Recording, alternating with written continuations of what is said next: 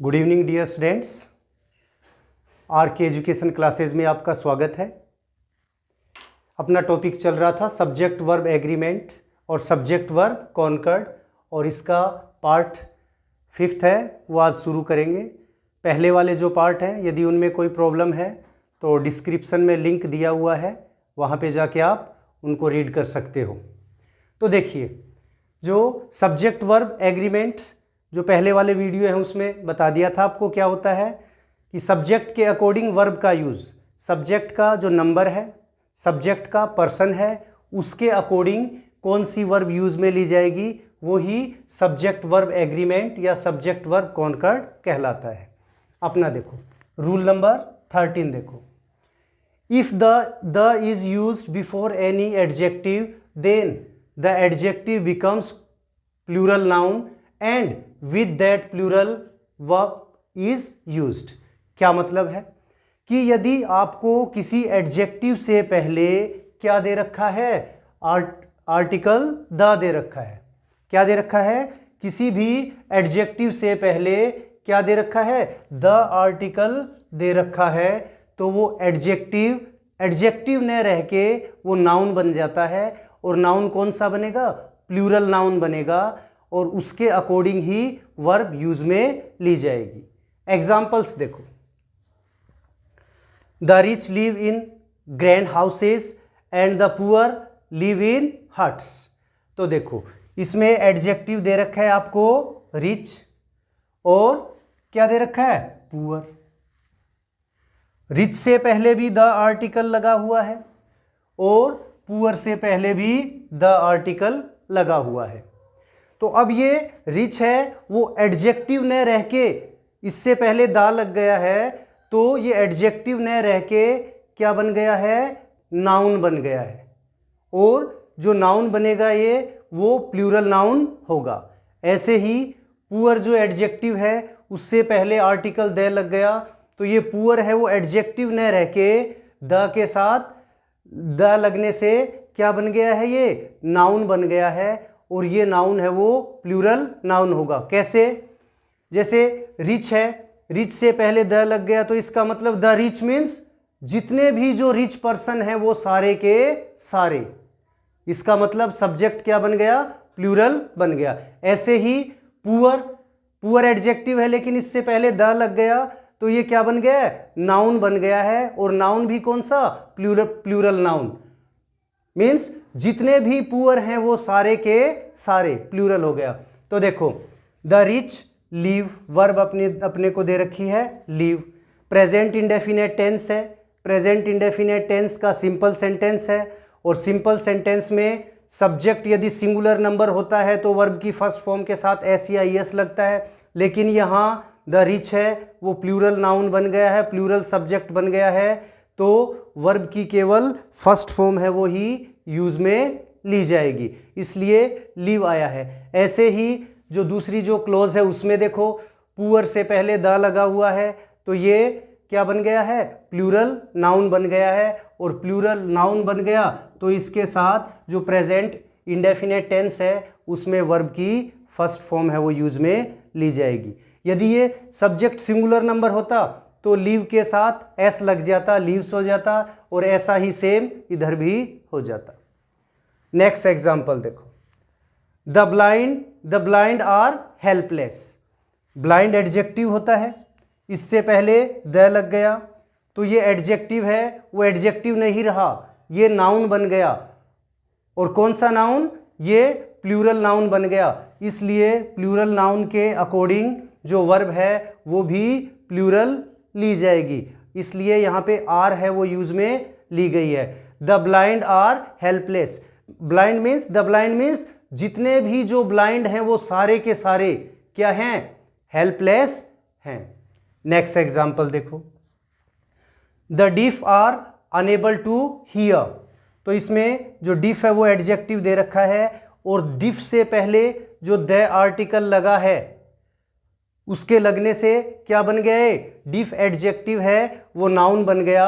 Means जितने भी जो डिफ पर्सन हैं, बहरे जो लोग हैं वो सारे के सारे, इसलिए सब्जेक्ट क्या बन गया, प्लूरल बन गया, और इसलिए प्लूरल सब्जेक्ट के अकॉर्डिंग ही प्लूरल वर्ब है वो आर यूज में ली गई है।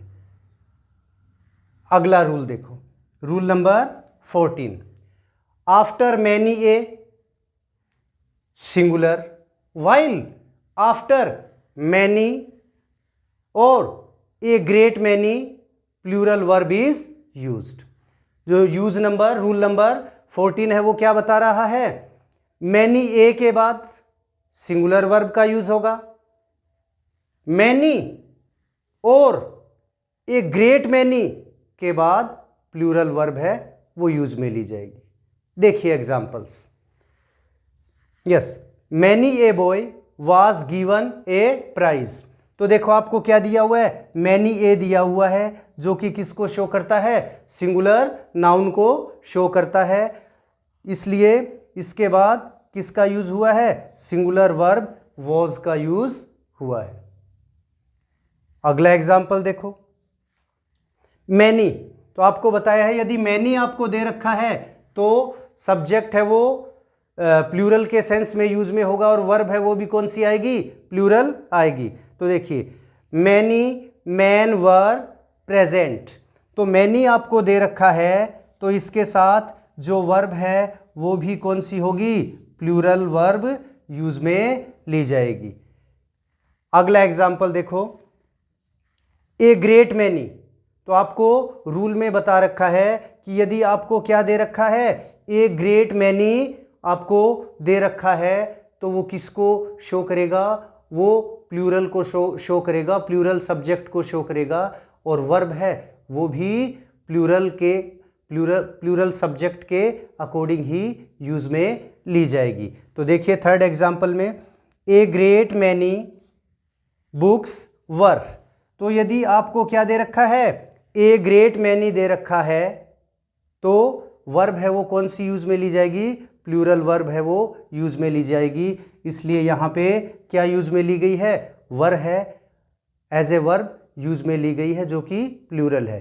तो देखिए दोबारा रिपीट कर लेते हैं इसको, यदि आपको क्या दे रखा है, ए मैनी ए दे रखा है, मैनी ए दे रखा है तो इसके बाद सिंगुलर नाउन आएगी, मैनी जो सिंगुलर वर्ब आएगी, और मैनी के बाद प्लूरल वर्ब आएगी, और ए ग्रेट मैनी है उसके बाद भी प्लूरल वर्ब है वो यूज में ली जाएगी जो कि नीचे दिए गए तीनों एग्जाम्पल्स में दिया हुआ है। अगला रूल देखिए, rule number 15, with the number of singular verb and with a number of plural verb is used. क्या मतलब है इसका, देखिए यदि आपको क्या वर्ड दे रखा है, द नंबर ऑफ, क्या दे रखा है, द नंबर ऑफ दे रखा है, तो उसके बाद जो वर्ब आएगी वो कौन सी आएगी, सिंगुलर वर्ब आएगी। और यदि आपको क्या दे रखा है, ए नंबर ऑफ, क्या दे रखा है, ए नंबर ऑफ, तब उसके साथ प्लूरल वर्ब है वो यूज में ली जाएगी। एग्जाम्पल्स देखिए, yes, the number of books, तो आपको क्या दे रखा है, द नंबर ऑफ, तो द नंबर ऑफ के बाद आपको क्या है, मोस्ट प्रोबेबली नाउन है वो तो प्लूरल दिया हुआ होगा, लेकिन जो अपनी जो वर्ब आएगी वो किसके अकॉर्डिंग आएगी, द नंबर ऑफ के अकॉर्डिंग आएगी।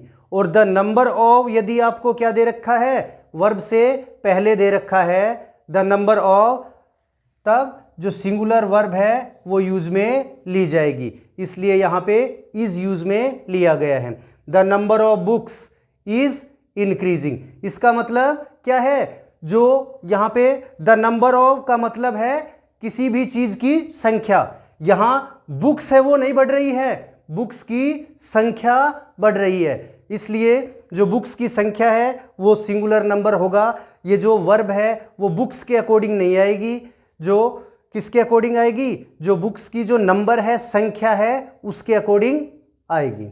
अगला एग्जाम्पल देखो, सेकंड एग्जाम्पल इस रूल का, द नंबर ऑफ सीट्स, क्या दे रखा है आपको, द नंबर ऑफ, और इसके बाद क्या दे रखा है, प्लूरल नाउन दे रखा है, लेकिन जो ये वर्ब आएगी अपनी वो इस प्लूरल नाउन के अकॉर्डिंग नहीं आएगी, द नंबर ऑफ के अकॉर्डिंग यूज में ली जाएगी। तो देखिए the number of seats is limited. तो देखिए क्या है, जो सीट है वो लिमिटेड नहीं है, उनकी जो संख्या है जो कि सिंगुलर नाउन को शो करती है वो लिमिट है। संख्या है वो लिमिट है, सीट्स है वो लिमिट नहीं है। तो इसलिए यहां पे जो वर्ब आएगी वो किसके अकॉर्डिंग आएगी, द नंबर ऑफ के अकॉर्डिंग आएगी, और सिंगुलर वर्ब है वो यूज में ली जाएगी, इसलिए यहां पे इज यूज में लिया गया है। अगला एग्जाम्पल देखो,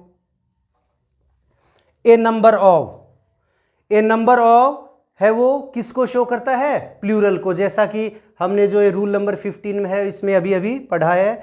ए नंबर ऑफ है, उसके बाद जो वर्ब आएगी वो क्या आएगी, प्लूरल आएगी। तो देखिए a number of boys were present, तो यहां पे क्या दे रखा है, वर्ब है वो क्या है, वर है किसके अकॉर्डिंग, ए नंबर ऑफ के अकॉर्डिंग।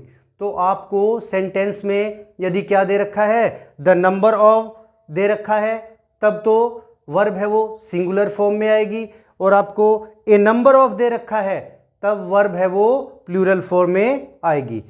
लास्ट एग्जांपल देखो, a number of houses were pulled down, तो इसमें क्या दे रखा है आपको, ए नंबर ऑफ दे रखा है। तो ए नंबर ऑफ के कारण क्या होगा, वर्ब है वो प्लूरल यूज में ली जाएगी, इसलिए यहां पे जो प्लूरल वर्ब है वर यूज में ली गई है। आई होप आपको वीडियो ये जो कंटेंट है वो समझ में आया होगा। नेक्स्ट वीडियो के साथ अगली क्लास में मिलेंगे। Thank you. जय हिंद, जय भारत।